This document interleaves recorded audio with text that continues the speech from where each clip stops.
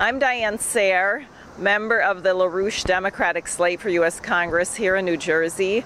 I and my associate Stephanie Nelson just participated in the last of the New Jersey Energy Master Plan hearings, and we wanted to tell you a little bit about it. And appropriately enough, we're here in front of one of the earliest iron mills in the country. You can see behind me, this was an iron mill in the 1750s, and right next to us is the Hessian Army barracks that were successfully captured by American General George Washington on the day after Christmas. So what happened in these hearings was quite remarkable. I had handed out a short leaflet which said, "Virginia earthquake proves the United States must go nuclear."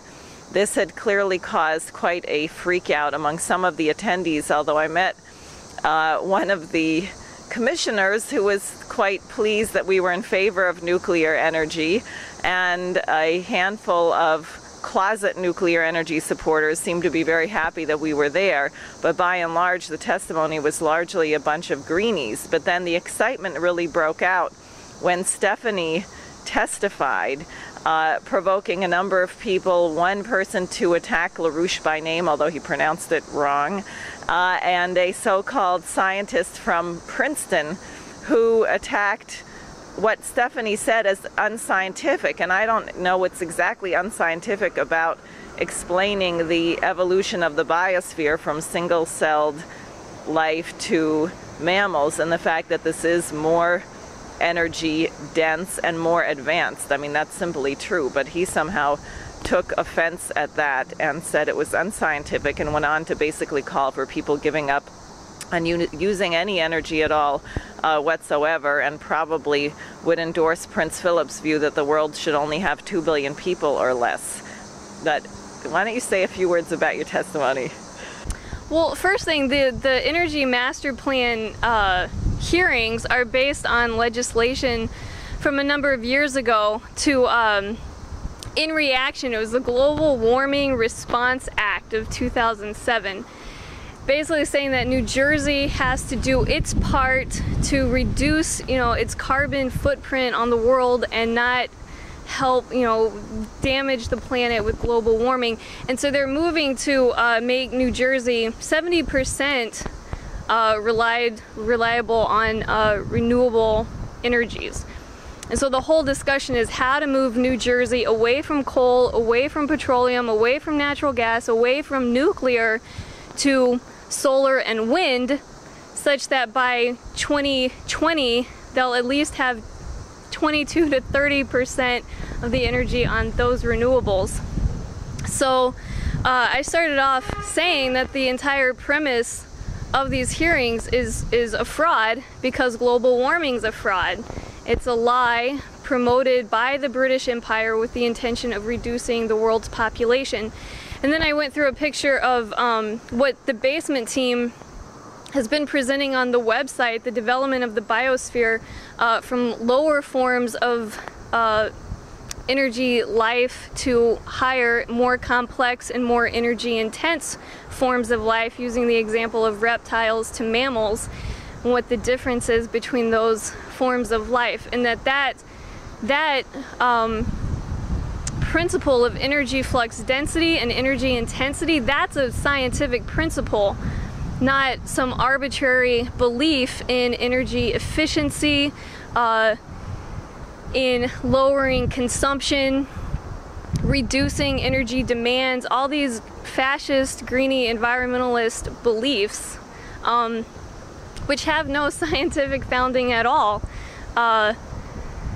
And then concluded that after 4 days, hours and hours and hours and hours and hours of boring, exhaustive testimony from various, CEOs of solar power companies about how great this is, and all their advice on how to, increase incentives for efficiency and all this kind of stuff. It was very boring, but Diane and I stuck it out for days.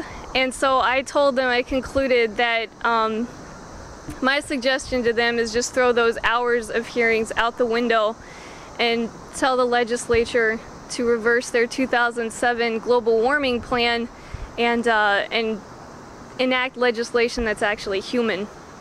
So in conclusion, what I would like to reiterate on behalf of the slate is that Obama, who is Governor Christie's energy master plan role model, must be removed from the White House as soon as possible. Everything Lyndon LaRouche said about President Obama starting in April 2009 has been borne out, and I believe a chronology will soon appear on the website. The point about the iron mill behind me is that Governor Christie, who is determined to cut energy consumption, symbolically also intends to fill in this incredible piece of American history, just cover it back up under the dirt so that maybe people will forget that a major part of the American Revolution against the British Empire was to promote our ability to become an industrial, science-driven powerhouse.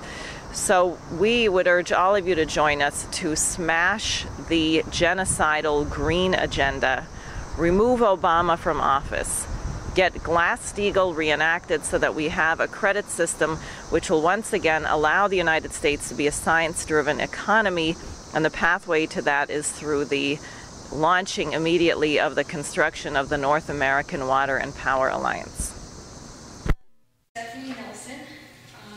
I volunteer with the LaRouche PAC. I study physical economic science.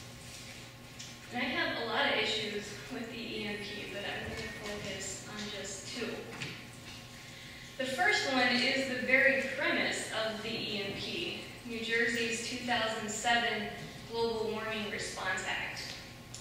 I was not a resident of New Jersey at the time, but I'm shocked that this kind of legislation found credence, because the idea of man-made climate change is a complete fraud.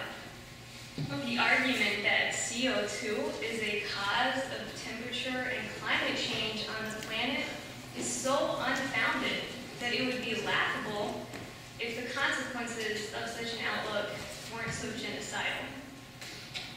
Moving to incidental solar and wind energy and shutting down heavy industry will hardly even make a dent in the planet's total volume of CO2. But it will make it impossible to sustain the approximately 7 billion people on the planet. East Anglia University, a top global warming research center, has been caught lying and making up its data.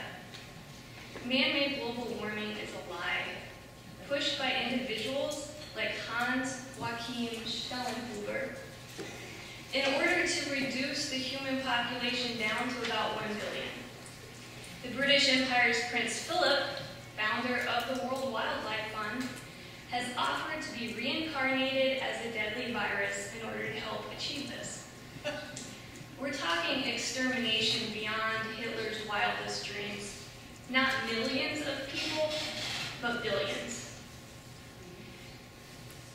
Back to New Jersey. We're the Garden State. I would think that the people of New Jersey might have more respect for CO2, since it is plant food. If you want a green planet with lots of plant life, you're going to need lots of CO2. Now, the EMP and global warming bill are riddled with all kinds of false assumptions, but I'm going to take up the notion of efficiency. If you look at the real progress of nature and of the biosphere, there seems to be, in an environmentalist's terms, a lot of inefficiency. Take the case of mammals, who replaced reptiles as the dominant animal type several million years ago. Reptiles are like solar panels. They sit there, absorb the energy of the sun. They don't do a lot, and they don't consume much food. But mammals, who were preferred by the biosphere, have to consume a magnitude more food to sustain the same amount of bodily material as a reptile. For example, a lizard absorbing a certain amount of food uses 85 to 90% of that for metabolism, leaving 10 to 15% for creating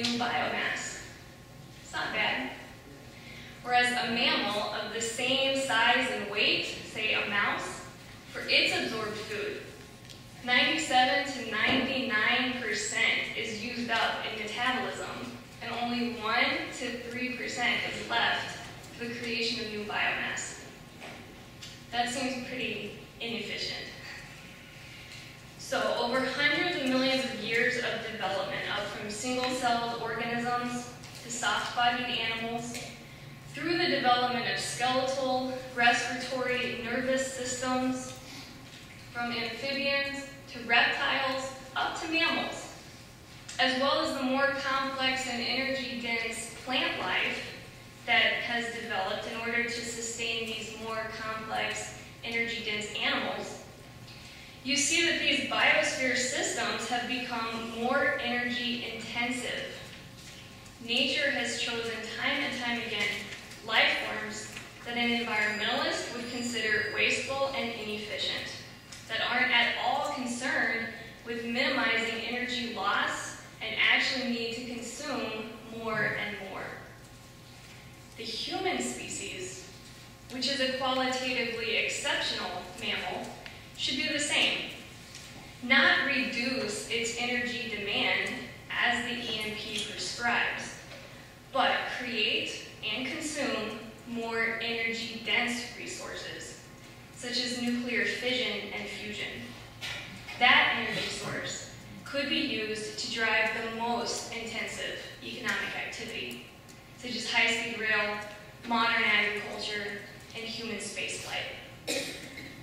Since the EMP, conceived as it was, might as well draft a proposal for the whole biosphere to reverse back to the reptiles, or maybe amphibians, or even back to single-celled organisms. This board should throw all these hours and hours of hearings out the window and go tell the New Jersey legislature to draft policy and legislation that's actually human. Thank you. Any questions? No questions about that? David Sims?